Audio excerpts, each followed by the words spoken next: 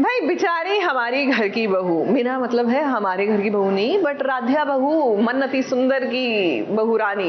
मतलब पहले ही लाइफ में कुछ कम प्रॉब्लम्स हैं कि एक और महाशय आ गए हैं जिनकी लाइफ का एकमात्र एजेंडा है इज टू टारगेट हर। और कौन? ये जो फूफा जी हैं उनकी बात कर रहे हैं। हाथ पकड़ के देखिए सभा में सभी के सामने किस तरह तानेबाजी कर रहे हैं उसके साथ।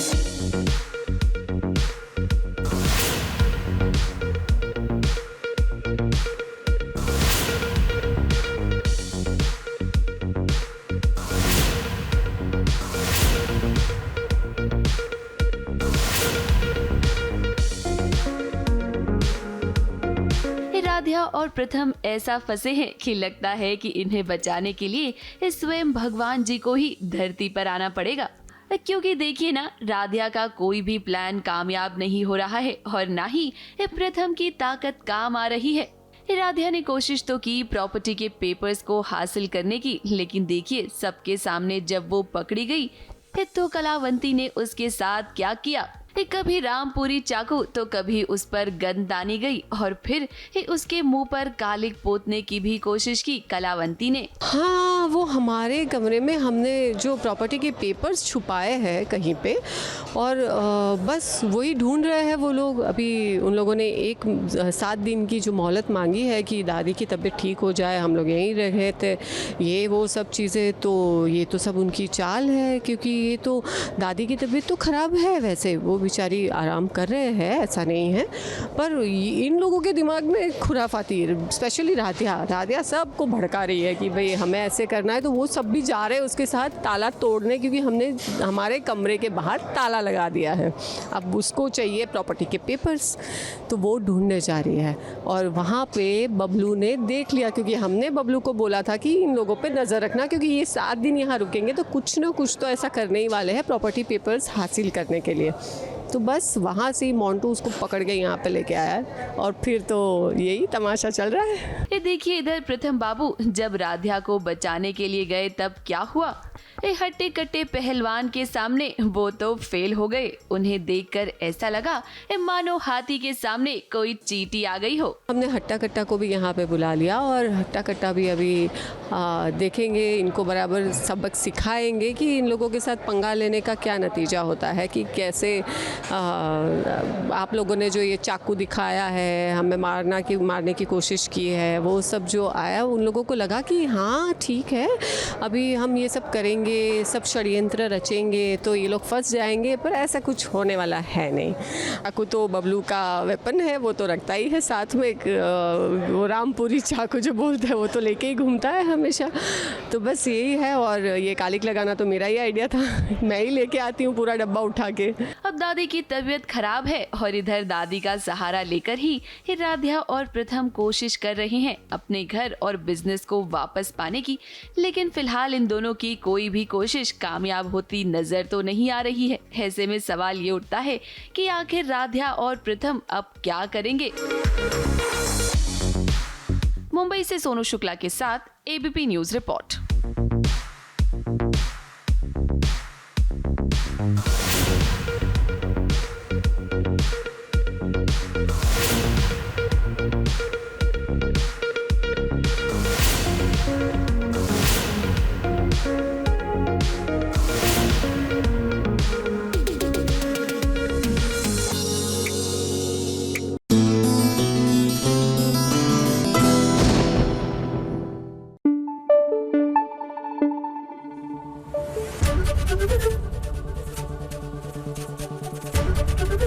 एबीपी न्यूज आपको रखे आगे। चलिए बात करते हैं अब सीरियल लक्ष्मी निवास की। यहाँ पर नजदीकियां, दूरियां जो है ना वो नजदीकियों में तब्दील हो रही है। No, we not talking Meer and Radhika, we are talking Radhika and sasu maa. जी हाँ, क्योंकि सासू माँ को अब इस बात का एहसास होने लगा है कि राधिका जो है ना वो एक्चुअली में बहुत अच्छी है, और यही वजह है कि वो राधिका को अपनाना शुरू कर रही हैं।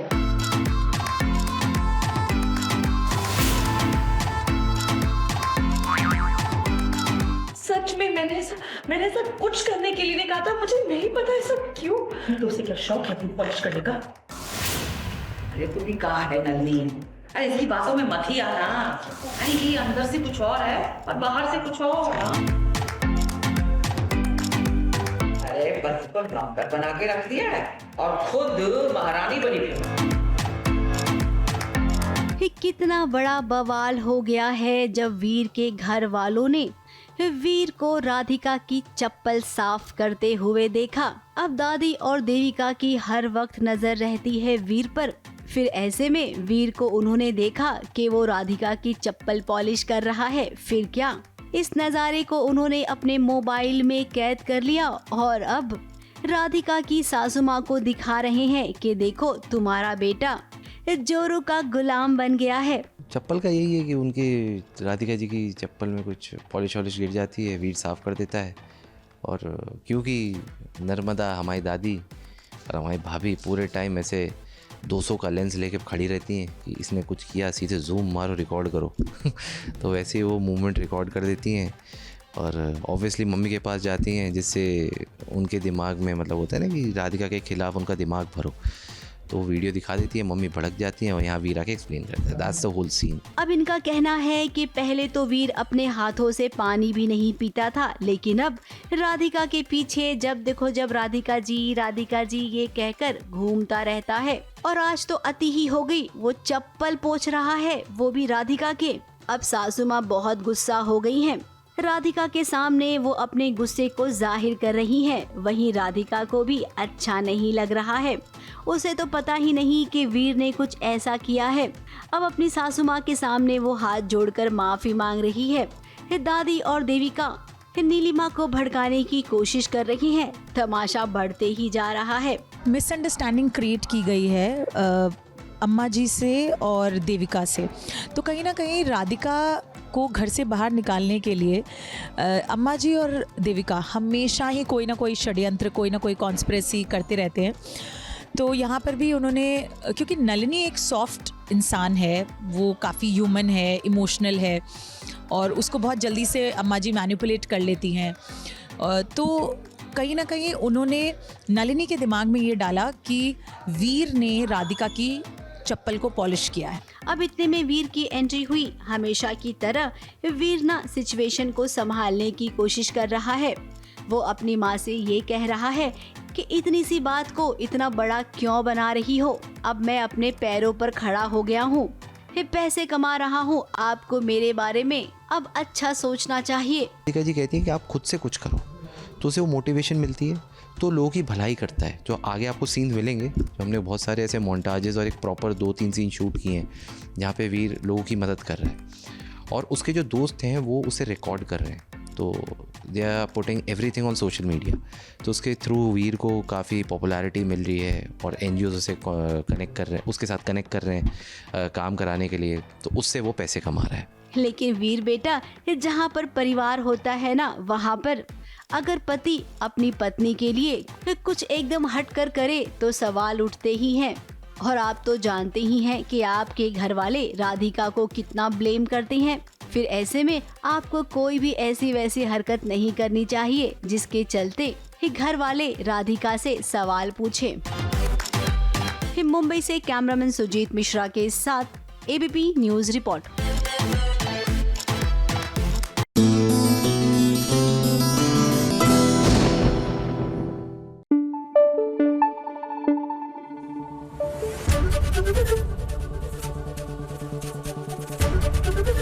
ABP न्यूज आपको रखे आगे। देखिए लाइफ में ना, जैसे हम कहते हैं हर चीज़ के दो पहलू होते हैं। इमोशंस भी दो एक साथ जाते हैं। मतलब जहाँ खुशी होती है तो वहाँ गम होता है। पिक्चर भी बन चुकी है इस पे, तो भैया कभी खुशी कभी गम। तो लाइफ में ऐसा ही होता है कि जहाँ कुछ अच्छा हो रहा हो तो कुछ ड्रामा होना ही होता है। अब महादेव एंड सन्स में देख लीजिए, फाइनली देव और विद्या मिल गए हैं, which is like good news. लेकिन वहीं चंटू बहू यानी कि मेरा मतलब है मोगरा का बर्थडे मनाया जा रहा है। अब बहू रानी इतनी चंट है कि कुछ ना कुछ ड्रामा तो करेंगी ही।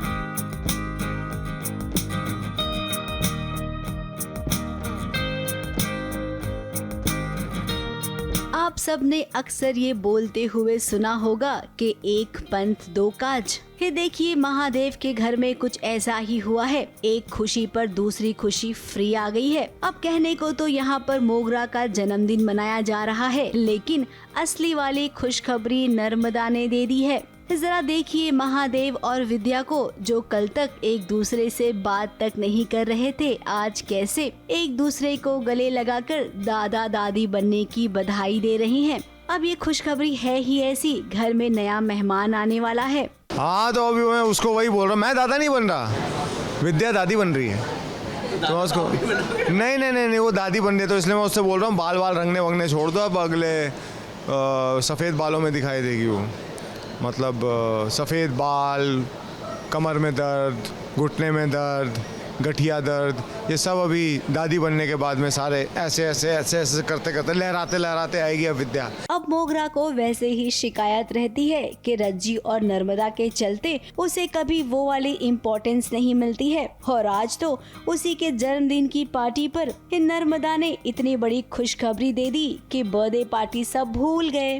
अब मोगरा के जन्मदिन पर जो केक आया है ना, उस केक को खाने के बाद नर्मदा की तबीयत खराब हो गई। घर में टेंशन वाला माहौल हो गया। सबको लग रहा है कि केक में कुछ गड़बड़ी है।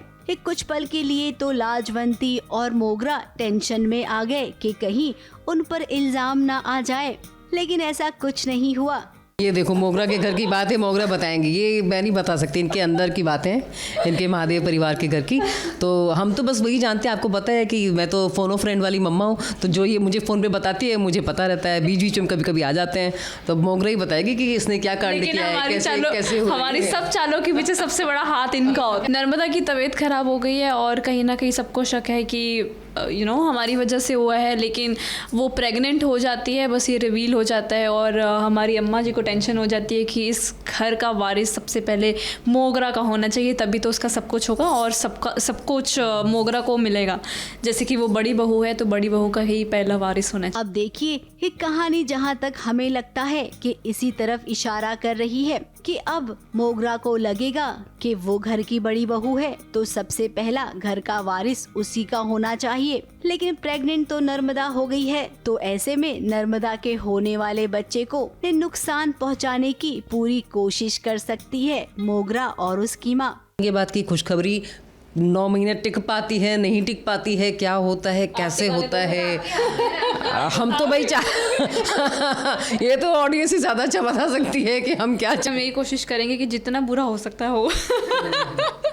हम इसीलिए हैं सीरियल में कि हम चाहते हैं कि भाई बस मेरी बेटी का बुरा अच्छा हो और बाकी सबका बुरा, उसके लिए चाहे दुनिया में आग लगे, पर जो भी खुशखबरी हो वो मेरी बेटी की। तो भाई रज्जी, अब आपकी जिम्मेदारी है कि आप कैसे अपनी भाभी नर्मदा को संभाल कर रखती हैं। मुंबई से विशाल शर्मा और प्रिया धवड़े के साथ एबीपी न्यूज रिपोर्ट।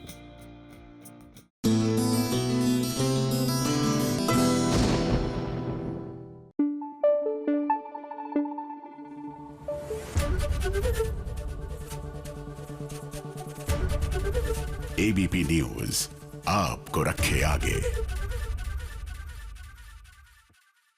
टेलीविजन की बहू है तो आप इसको अभला समझेंगे। ये वाली जो टेलीविजन की बहू है ना, ये आईपीएस ठहरी, तो इन्होंने तो आपका तबला बजाना ही ता धिनक धिंधा। किसकी बात कर रही हो? ऑफ कोर्स पति ब्रह्मचारी में हमारी ईशा की।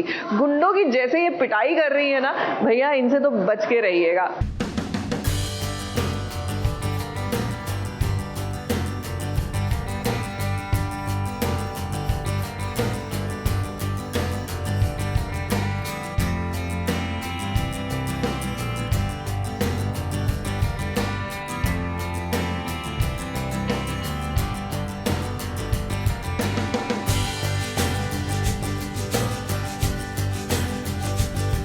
आज ईशा और सूरज लगता है दोनों अपना अपना जोर दिखा रहे हैं। ऐसा लग रहा है कि यहाँ दोनों के बीच कोई टग ऑफ वॉर चल रहा हो। कभी ईशा आगे तो कभी सूरज। सूरज का मानना है कि वो ईशा को आत्महत्या नहीं करने देगा, इसलिए वो पूरी ताकत के साथ आता है ईशा के पास, ताकि ईशा कहीं कोई गलत कदम न उठा ले। ईशा को कानून का हवाला देकर भी उसे समझाता है कि वो ऐसा ना करे, मगर उसकी ट्यूबलाइट बाद में जलती है। यहाँ मामला सुसाइड का नहीं बल्कि सावन के झूले का होता है। ये एक्चुअली सूरज का पॉइंट ऑफ व्यू है कि ईशा जी, दरअसल बात ये है कि ईशा जी सावन का जो झूला होता है झूले की तैयारी कर रही हैं और सूरज को ये लगता है कि मैंने जाने अनजाने में ईशा जी को बहुत ज़्यादा तकलीफ़ दी है एंड अम्मी को घर में लेकर आ गया हूँ, तो इसकी वजह से ईशा जी बहुत खफा हैं। वो सोच ही रहा था, उसके बैक माइंड चल ही रहा था और अचानक वो खिड़की से देखता है कि ईशा जी रस्सी टांग रही है और फंदा चेक कर रही हैं। तो सूरज को ये डर लगता है कि सोसाइटी के बीच में कहीं सुसाइड तो नहीं करने जा रही है ईशा जी। तो वो बोलता है कि नहीं, ऐसा नहीं कर सकती ईशा जी, और भाग के आता है, बोलता है ईशा जी आप नहीं कर सकती ऐसा। तो ईशा जी अपना पॉइंट ऑफ व्यू रखते हैं, ऐसा क्यों नहीं कर सकती मैं, पागल हो गए हो। तो ये बताता है आप कानून का उल्लंघन कर रही हैं, आप खुद कानून के दायरे में नहीं, आप ये सब नहीं कर सकती, ये अपराध है, छोड़िए, ये कीजिए। और बंटी और रिया भी वहाँ पर आ जाते हैं और थोड़ी देर के ही बाद जस्ट पता चल जाता है कि ये फंदा नहीं बल्कि सावन का जो झूला था, झूले की तैयारी चल रही थी। और कहीं ना कहीं जो सूरज है, दादा भाई है, उसका वो पोपट हो जाता है इन शॉर्ट। और वहीं पे बंटी और रिया दोनों मन ही मन में हंस। ईशा और सूरज के रिश्ते में अभी दरार है, मगर ईशा को अंदर से ये बात पता है कि वो सूरज के दादा भाई वाली इमेज को खत्म करके रहेगी ताकि उसका पहले वाला सूरज दोबारा उसकी जिंदगी में लौट आए। हालांकि यहाँ ईशा सूरज को खरी खोटी सुनाती है कि भला वो उसके लिए क्यों ही जान देगी। ये सारा माजरा रिया और बंटी देख रहे होते हैं जो अपनी हंसी को नहीं रोक पाते। ऐसा बिल्कुल नहीं। ईशा जी ने वो साफ साफ बोल भी दिया है यहाँ पे। और ईशा जी इतनी दृढ़ संकल्प वाली है कि अगर उन्होंने ठान लिया है कि सूरज भले दादा भाई, मतलब कि दादा भाई है सूरज भले, लेकिन कुछ भी करूँगी मैं सूरज को वापस से, मतलब कि दादा भाई को वापस से अपना सूरज बना के रहूँगी। So that's all. तो ईशा जी का टारगेट वही है, वो ये कभी नहीं चाहेंगी कि वह ऐसा कुछ गलत कदम उठाए या ऐसा कुछ करे भी, क्योंकि वो मेरे लिए नहीं बल्कि पूरे परिवार के लिए भी जीना चाहती हैं और सूरज तो बस उनका प्यार है। ईशा और सूरज दोनों ही एक दूसरे से प्यार करते हैं, मगर अभी हालात और समय ने इन्हें दूर कर दिया है। मगर वक्त और हालात ही इन्हें एक कर देंगे, वो भी राइटर साहब की कृपा से। मुंबई से कैमरामैन सुजीत मिश्रा के साथ एबीपी न्यूज रिपोर्ट।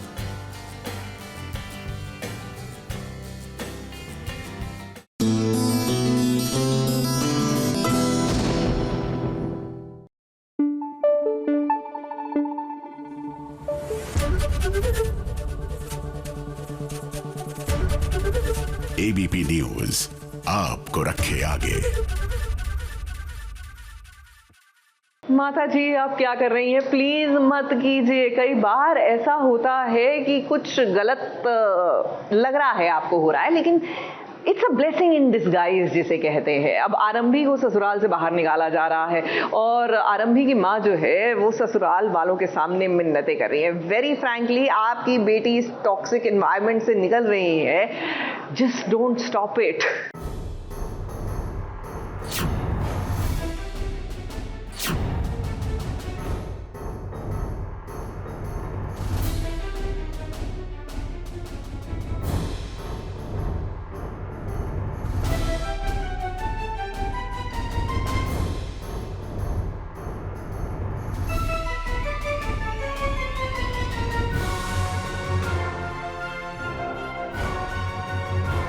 विश्वास ने आरंभी पर जब हाथ उठाया तो देखो उसे बचाने कोई और नहीं बल्कि उसका बच्चा विहान आया। टंडन परिवार में सब पढ़े लिखे लोग हैं, मगर किसी को आरंभी का दर्द और उसका सच किसी को नजर नहीं आ रहा। मगर इस विहान ने अपनी माँ को आज बचा लिया है। मगर विश्वास, डिम्पल और बाकी के घर के लोगों का दिल मानो पत्थर का हो गया हो, क्योंकि आरंभी के ससुर ने यह फैसला ले लिया है कि आरंभी इस घर में नहीं रह सकती। ये सुनने के बाद विहान का दर्द छलक उठता है। दादू, ये रॉन्ग है, वेरी रॉन्ग।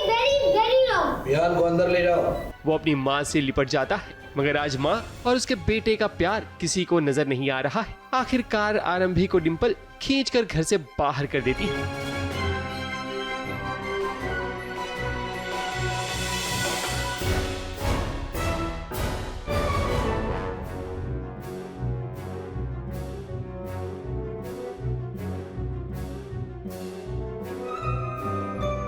निकाला तो सिर्फ आरंभी को है और विहान टंडन तो टंडन परिवार का वारिस है, तो उसे तो किसी भी हालत में कहीं पे भी नहीं जा सकता और ऐसी माँ के साथ तो बिल्कुल भी नहीं जिसको डिम्पल को लगता है कि ये इस काबिल नहीं है विहान की माँ बनने के लिए।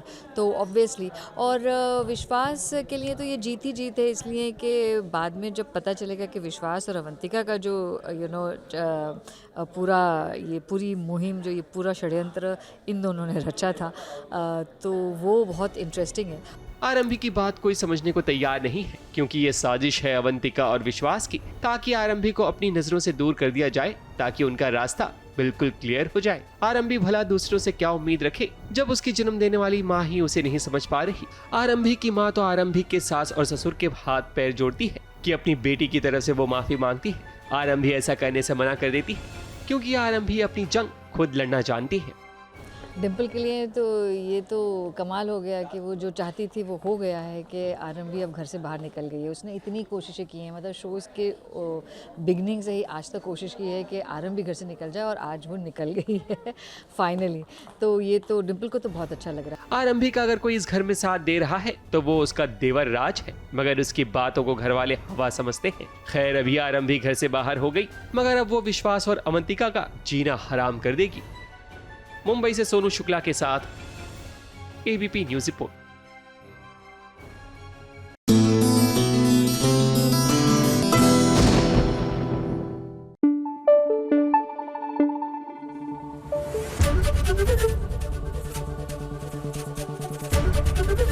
एबीपी न्यूज आपको रखे आगे। मन्नत में मन्नत और विक्रांत की शादी, it almost seemed like a mission impossible, लेकिन हमारी मन्नत भी कुछ कम कर सक नहीं है। She made it mission possible, but not exactly पूरी तरह से, क्योंकि क्या है ना कि मन्नत और विक्रांत की शादी जरूर हो गई होगी, लेकिन टेक्निकली देखा जाए तो विक्रांत को तो यही नहीं याद कि वो विक्रांत है। तो ऐसे में मन्नत से उसकी शादी कितनी वैलिड रहेगी और आगे जाके कितने सियापे होंगे, you can very well imagine.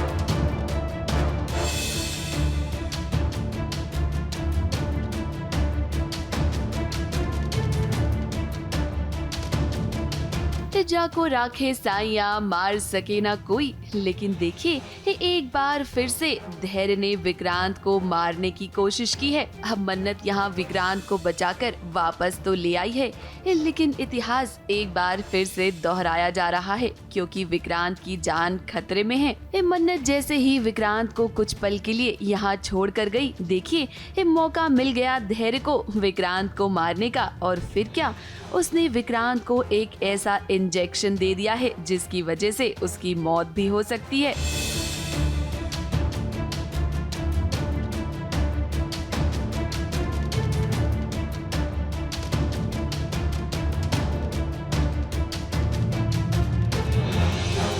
Paralysing agent कुछ यूज़ किया उन्होंने, पता नहीं क्या केमिकल एग्जैक्टली यूज़ किया है, बट काफ़ी अच्छा था कि यार मर क्यों नहीं रहा तू, यार क्या हो गया तुझे, क्यों नहीं मर रहा है भाई की। लाइक नॉर्मली एक भाई दूसरे भाई को बोलता है यार तू छोड़ क्यों नहीं रहा है, डाइट क्यों नहीं कर रहा है, वर्कआउट क्यों नहीं कर रहा है, ये मर क्यों नहीं रहा है यार, तू मैं कब से कोशिश कर रहा हूँ यार, तू मर क्यों नहीं रहा है।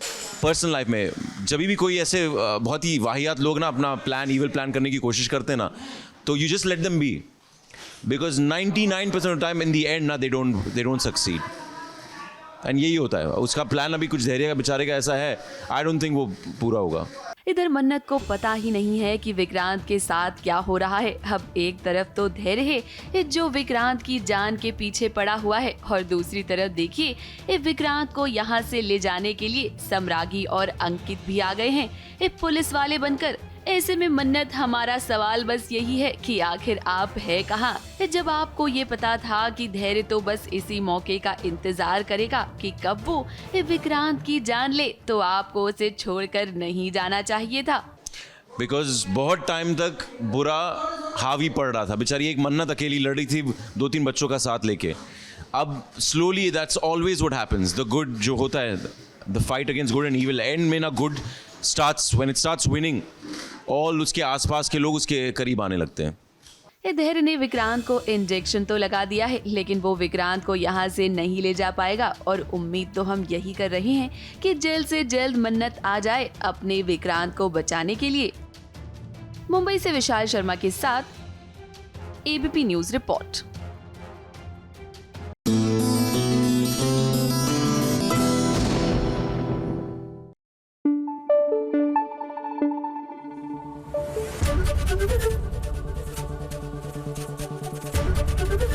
एबीपी न्यूज आपको रखे आगे।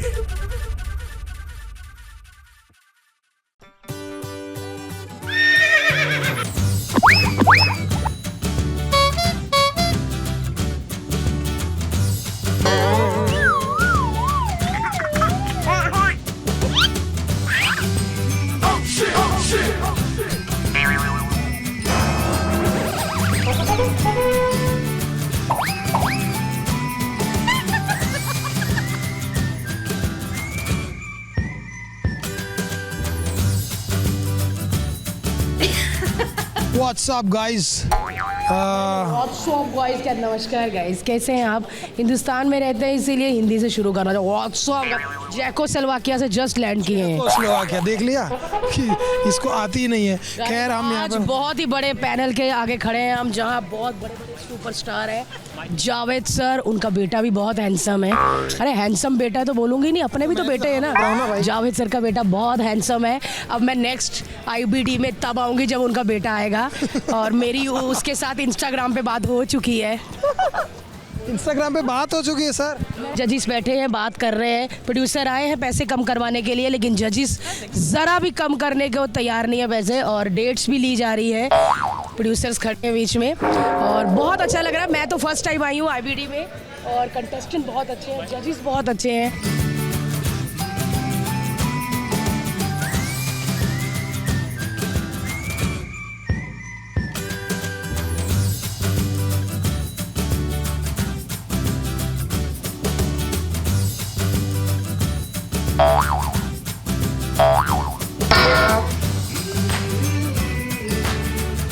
सुबह से हम लोग हंस रहे हैं, ऐसे लग रहा कि कई दिनों बाद घूम के वापस फैमिली में आते हैं, तो वैसा वाला माहौल है।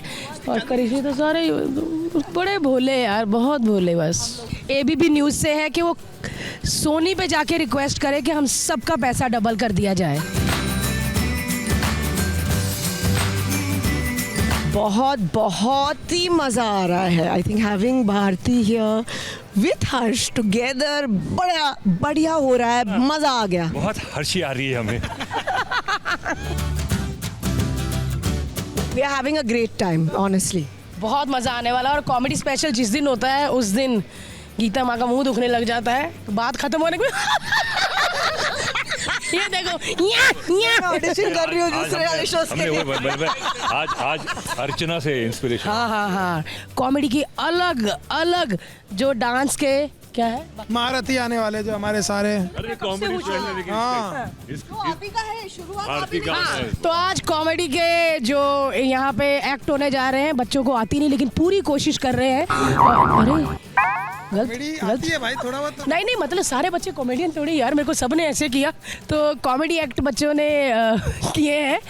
मुझे कॉमेडी ने नहीं, पर जितनी भी कोशिश कर रहे हैं बेस्ट कोशिश कर रहे हैं। और जब इधर कॉमेडी के डायनासोर्स बैठे हो तो बाकी सारे भेड़िए डर जाते हैं, क्योंकि ये इतने पुराने, इनसे सीख के तो हम लोग खड़े हुए हैं। डायनासोर बना दिया यार। पर ये डायनासोर जाने नहीं चाहिए कहीं, ये यहीं रहने चाहिए, है ना। और जावेद सर को टीवी पे देख के मुझे इतना खुशी हो रही है, क्योंकि बूगी बूगी देखते थे, इनकी फिल्में देखते थे, ball baby ball, Gabbar Singh, यही है ना।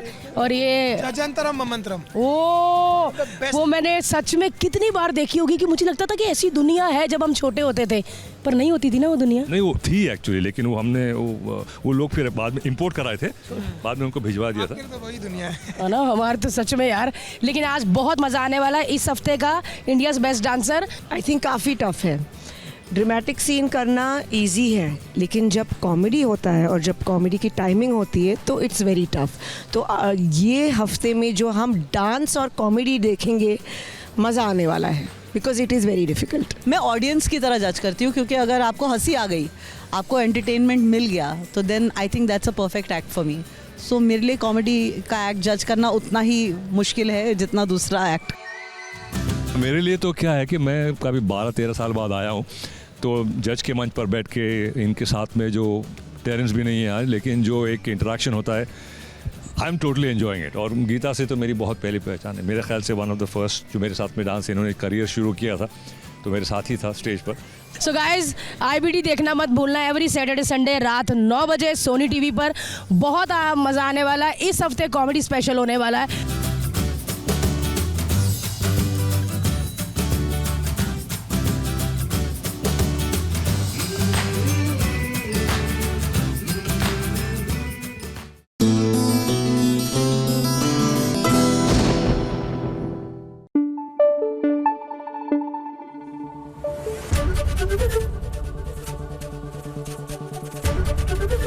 ABP न्यूज आपको रखे आगे।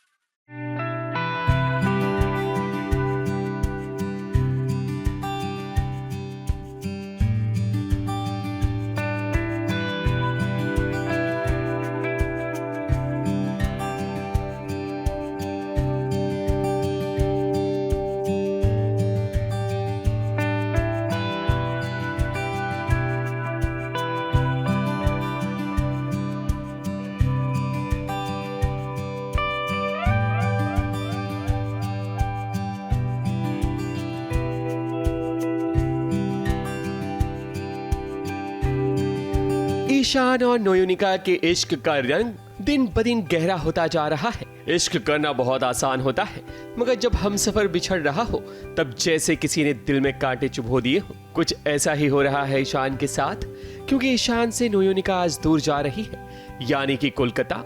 मगर ये नफरत वाली दूरियां नहीं, बल्कि हालात वाली दूरियां हैं। कलकत्ता में है वो, आज फाइनली चली गई कलकत्ता, और अब जो है, अब बॉम्बे में ईशान अकेला है और उसको बहुत याद कर रहा है, बट आई एम श्योर बहुत जल्दी भाग्य उनको मिला देगा।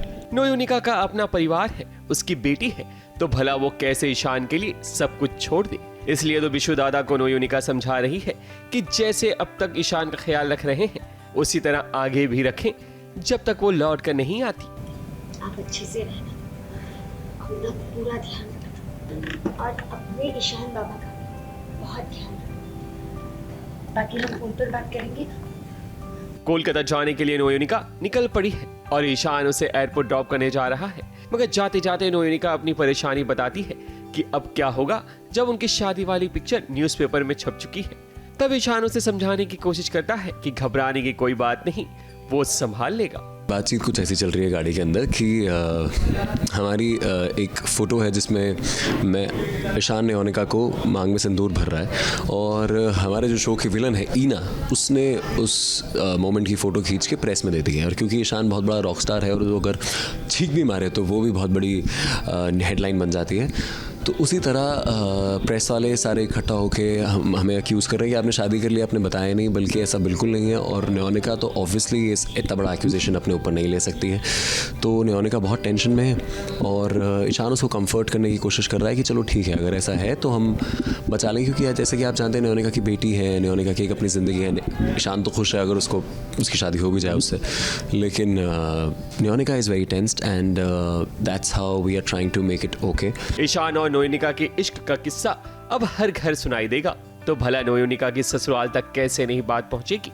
मगर नोयोनिका के इश्क का असली इम्तिहान तो अब शुरू होगा। देखते हैं क्या नोयोनिका ये इम्तिहान क्लियर कर पाएगी।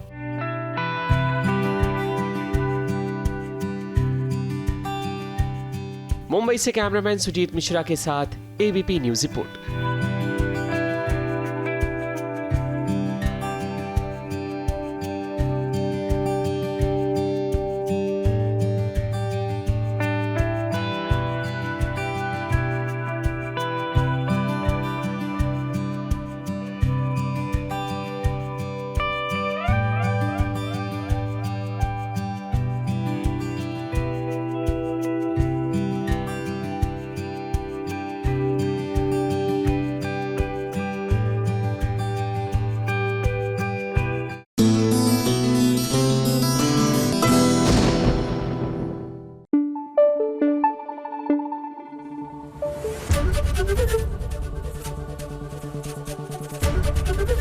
एबीपी न्यूज आपको रखे आगे। हो जाइए फटाफट से सवार हमारी फटाफट एक्सप्रेस पर, कीजिए एंटरटेनमेंट की दुनिया की सैर फटाफट से। लीजिए आ गई है फटाफट खबरों की रेलगाड़ी। फटाफट खबरों की रेलगाड़ी का सबसे पहला स्टेशन है सीरियल ये रिश्ता क्या कहलाता है, जिसमें नई जनरेशन आ चुकी है। लीप के बाद का प्रोमो सामने आ गया है और आप देख ही सकते हैं कि शो में कबीर की एंट्री हो गई है, जिससे मायरा प्यार करती है।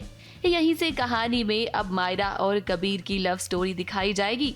कबीर के साथ साथ शो में अब आप कबीर का नया परिवार भी देखेंगे। अरमान अभीरा के सामने अब सबसे बड़ा चैलेंज ये होगा कि कैसे वो मायरा को ये समझाएं कि उसके लिए इस वक्त सबसे ज्यादा जरूरी उसके करियर पर फोकस करना है, ना कि प्यार पर। Smile everyone. अरे रुको रुको, बर्थडे गर्ल का स्पेशल गेस्ट आ रहा है, थोड़ा तो वेट कर लो।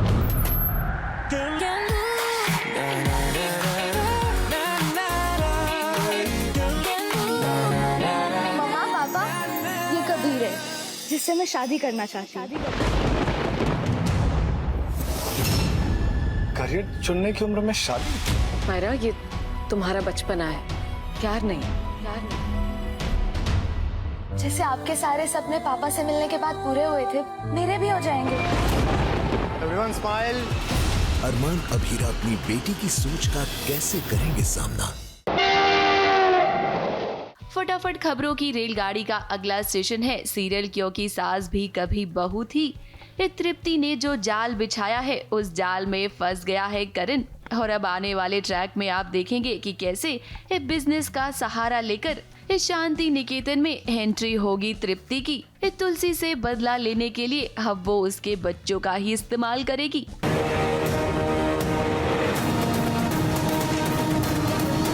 अब हुई उल्टी गिद्दी शुरू ईरानी खानदान की। तुलसी मैया तैयार हो जाओ। तो वहीं बात करें अगर सीरियल क्योंकि रिश्तों के भी रूप बदलते हैं कि तो शो में अब सबसे बड़ा हाई पॉइंट आ गया है। अंगद और वृंदा का आमना सामना हो गया है और वो भी उस दिन जिस दिन कार्तिक और वृंदा का रिश्ता जुड़ा है। अब देखना तो ये होगा कि क्या यहाँ पर कार्तिक के साथ वृंदा शादी करेगी या फिर अंगद को अपने सामने देखकर ये रिश्ता तोड़ देगी।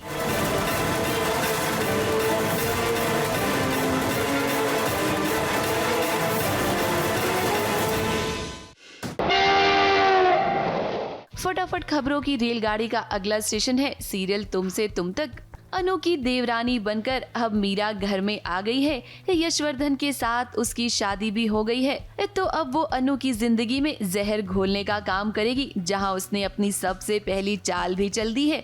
अनु की मम्मी कहीं गायब हो गई हैं और ऐसे में अपनी सासू माँ को बिना बताए अनु अपने मायके आ गई है।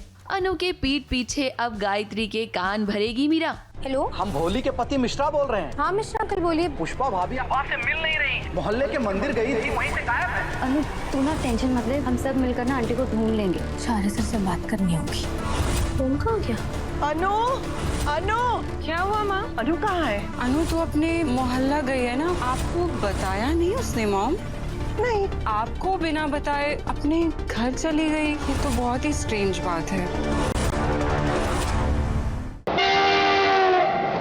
फटाफट खबरों की रेलगाड़ी का अगला स्टेशन है सीरियल गंगा माई की बेटियां। तो लीजिए शुरुआत हो गई है स्नेहा और दुर्गावती के साथ आने की। जब स्नेहा को पता चला कि उसकी मां गंगा माई के ढाबे को जलाने में दुर्गावती का हाथ नहीं था, तो उसने सबके सामने अपनी सासू मां दुर्गावती से माफी मांग ली है। यहीं से अब कहानी में नया मोड़ आएगा, जहां स्नेहा को ये साबित करना होगा कि वो इस परिवार की बहू बनने के लायक है।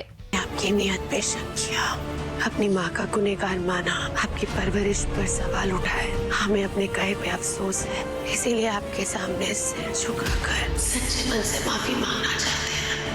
माफ कर दीजिए, गंगा माई ने आपके लिए भेंट भेजी है। हम तुम्हारी माँ की भेंट तब स्वीकार करेंगे जब तुम हमारी कसौटी पर से खरी उतरोगी। इस घर की बहू बनने के लिए तुम्हें हमारी परीक्षा पर से गुजरना होगा। फटाफट खबरों की रेलगाड़ी का अगला स्टेशन है सीरियल अनुपमा। अब कंपटीशन में चाहे कितनी भी बार मात मिल चुकी हो अनुपमा को, लेकिन उसने अभी तक हार नहीं मानी है। लेकिन आने वाले ट्रैक में आप देखेंगे कि अनुपमा को एक बहुत बड़ा शॉक लगेगा जब उसे ये पता चलेगा कि माही उसकी टीम को छोड़कर प्रेम की टीम में पहुंच चुकी है और ऐसे में अनुपमा की टीम कमजोर पड़ जाएगी। अब देखना ये होगा कि आखिर फिनाले वाला ये टास्क कौन जीतता है। तब देख के आप लोग कहीं चौंक तो नहीं गए? चौंकाने वाली बहुत सारी चीजें होने वाली है आज। टीम अनुज कैफे।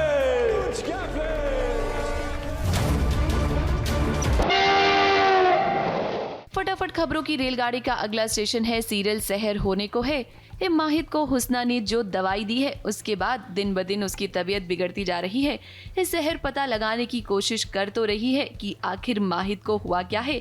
आने वाले ट्रैक में आप देखेंगे कि सहर माहिद के खून की जांच करेगी और तब जाकर उसे पता चलेगा कि ये किसकी प्लानिंग है और माहिद को हुआ क्या है। फटाफट खबरों की रेलगाड़ी में आज बस इतना ही। कल फिर हाजिर होंगे नई फटाफट खबरों के साथ। ABP news report.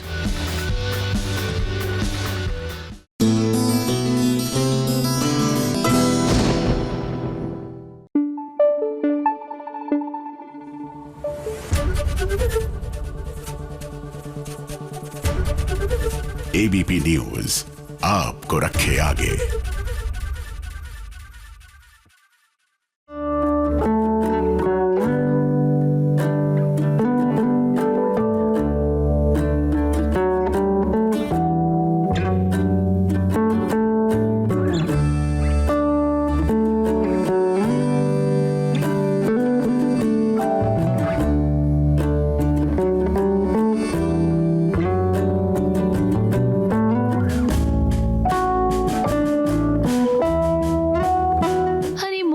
जाने से पहले ही क्या देव और वसुधा घर वालों को देने वाले हैं गुड न्यूज।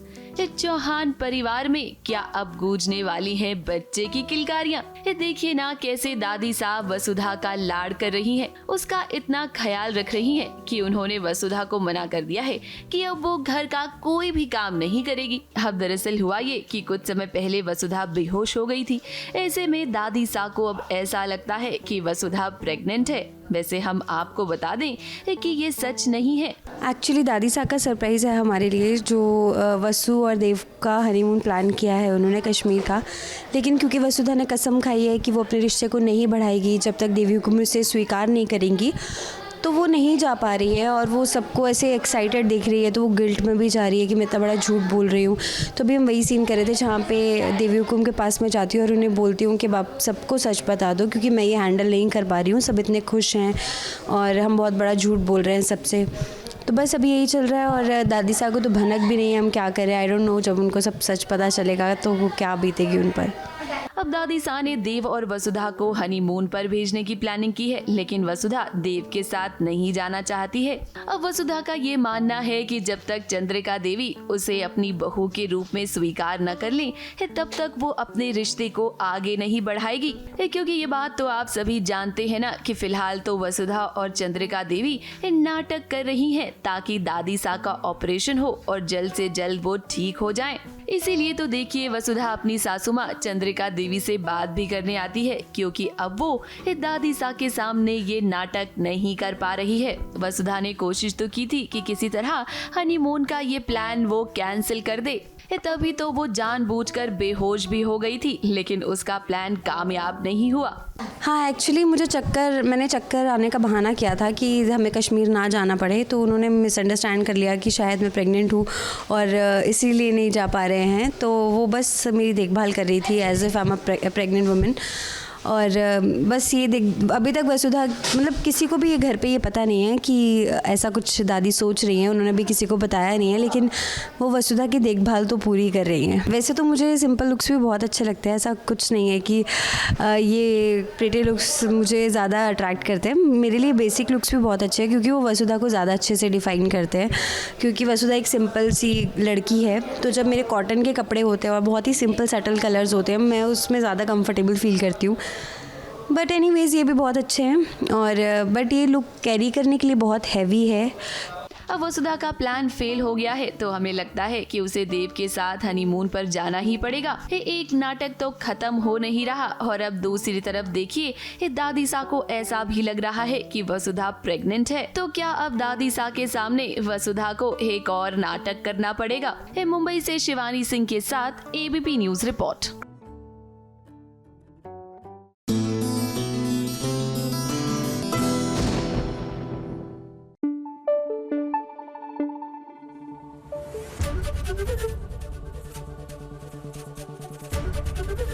एबीपी न्यूज आपको रखे आगे।